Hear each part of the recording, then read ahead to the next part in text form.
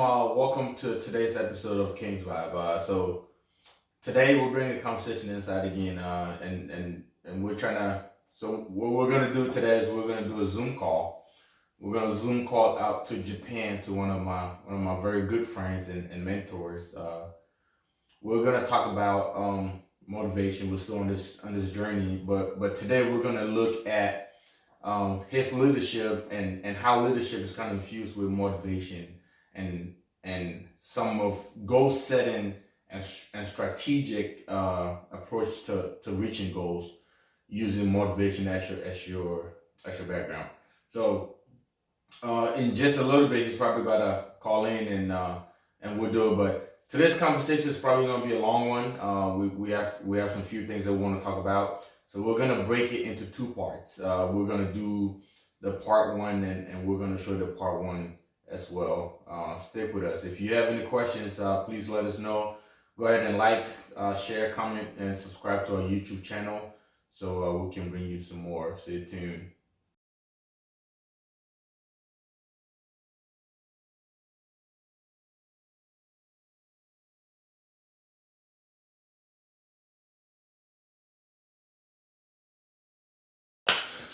All right. So welcome everybody.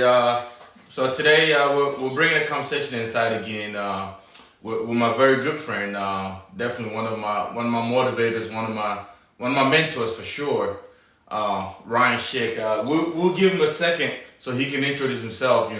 Obviously, if I had to introduce him, I probably won't do him a very good justice. So I'll let him do it himself, the man himself. But today's conversation is kind of continuation from what we had last time. We want to talk about what in our inner being kind of keeps us going and kind of keeps us motivated, and maybe look at a few other things like leadership and how leadership is infused with motivation and stuff like that. But before we kick it off, I'll hand over to you, Bubba. All right,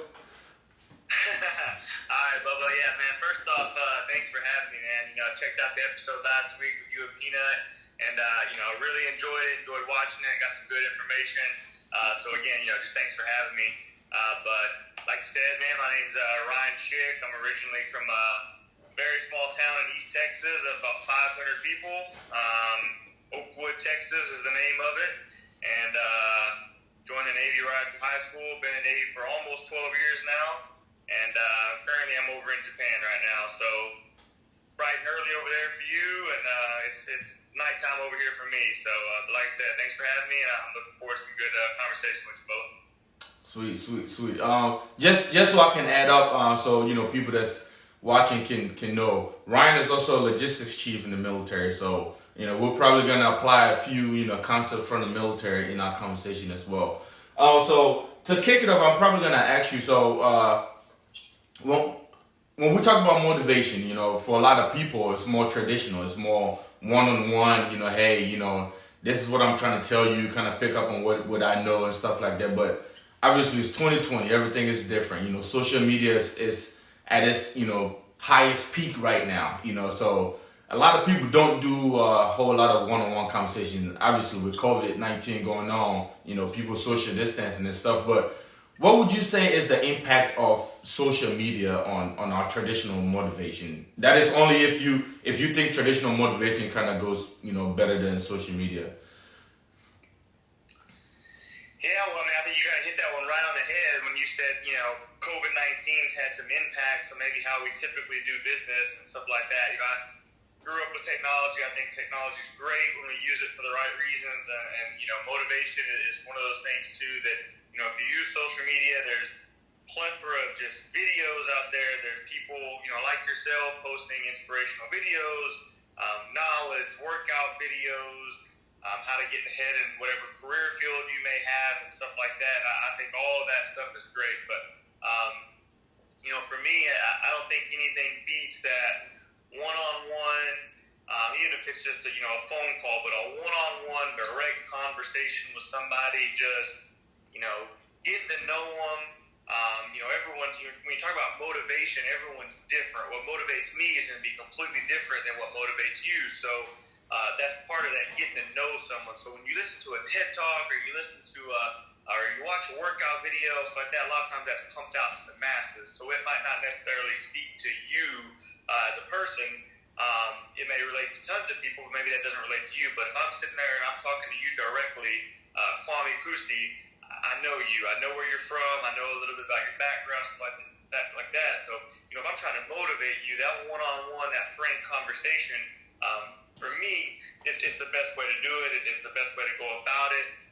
And then, you're also just showing, as a leader, kind of getting to the leader aspect of it is, you're showing someone you care to sit down and ask and say, hey, what's your goals? What are you trying to do? What steps you take to achieve those goals? So, yeah, like I said, tons of great information out there, almost overwhelming at sometimes with as many things are out there on the Facebooks and Twitters and, all that good stuff. But again, for me, it's one-on-one, direct conversations, and, you and I even just text, maybe not even phone conversation, just text saying, hey, what are you doing? What are you working on these days? What's new with you? To me, that's motivation in the more traditional sense, and I think it works very well. Okay, so just to unpack what you just said, if you had the option and you had a chance to pick between the traditional, one-on-one mentorship type of motivation and so to say a virtual one, you probably go more for traditional.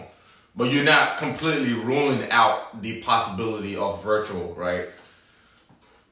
No, I'm not ruling out virtual by any means. Or I probably wouldn't be here, chatting with you if I didn't think that virtual stuff worked at all.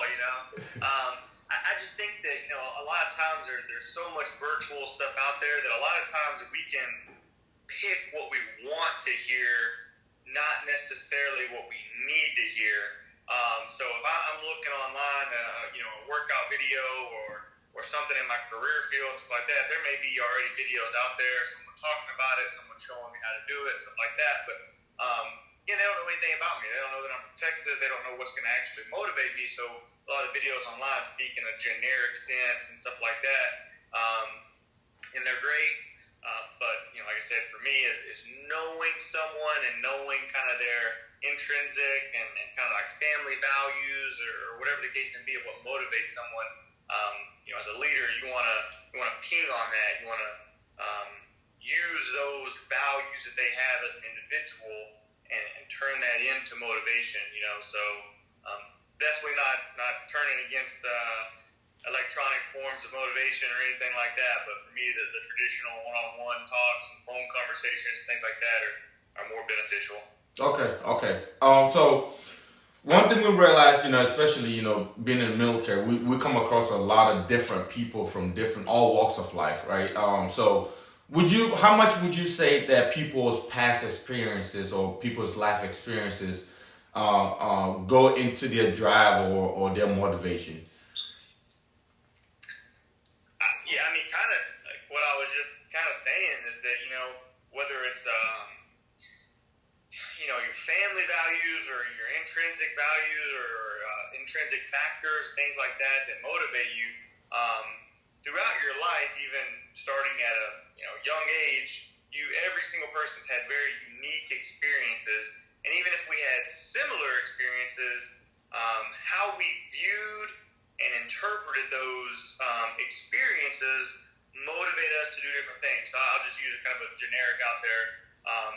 Parents being divorced, right? For some people, that's a very traumatic experience that, they may interpret that and they may it may have certain effects on their life. Other people may flip it completely different and they can use a parent's divorce as a sense of motivation and things like that. So, every single person has unique life experiences, and it's kind of up to us and each individual on how we use that as motivation. So, I mean, just kind of another example, like if you were to have like a near-death experience, you'd probably be a lot more grateful for what you have and thankful for what you have, and probably try to cherish each day. So not everyone has a near-death experience or something like that. So yeah, like I said, people definitely use life experiences though as motivation, and like I said, each person's different. How they use those experiences it's different for each person. Okay.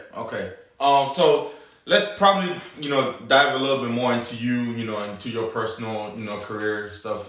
So we'll try to use that to relate to other things. you've had a pretty successful military career so far. Anybody that knows Bubba Schick already knows that. You've always hit it, right on the head every time. Would you say that your past experiences or your life experiences kind of help, with that? Yeah. So answering your last question, I don't want to make it too personal because I don't know how many people would view it, and I don't know how many people would know Bubba Schick. So I try not to make it too personal. But if you're asking me personally, yeah, for sure, my life experiences. So kind of using the example I used a while ago of divorces. My parents weren't together, and so I had a stepmom and a stepdad, stuff like that, and I've kind of used that throughout my whole life. Is that I was very fortunate that I had 4 parents really who showed me a great work ethic, and they showed me what waking up every morning and strapping the boots on and going to work and taking care of home as well and all that, and doing it with a good attitude and being positive and stuff like that, being respectful of your supervisors, all these things. I had the kind of privilege of having 4 parents show me that on a daily basis. So that's a life experience for me. That's something I grew up with for 18 years that I was in my youth and growing up and stuff like that, that I had just an outstanding examples of what work ethic and positive attitude looks like. I think a lot of people, that know me would say positive attitude is kind of what I am. I'm always trying to chipper. Let's go get it. Let's optimistic. Let's look at this the best way we possibly can. So, for me, like I said, that's one life experience that I had that has kind of stuck with me as I'm about to turn 30 now. It's still with me. I always think of my dad, my mom, and kind of the work examples and examples that they set for me throughout my entire life. So absolutely. Okay, so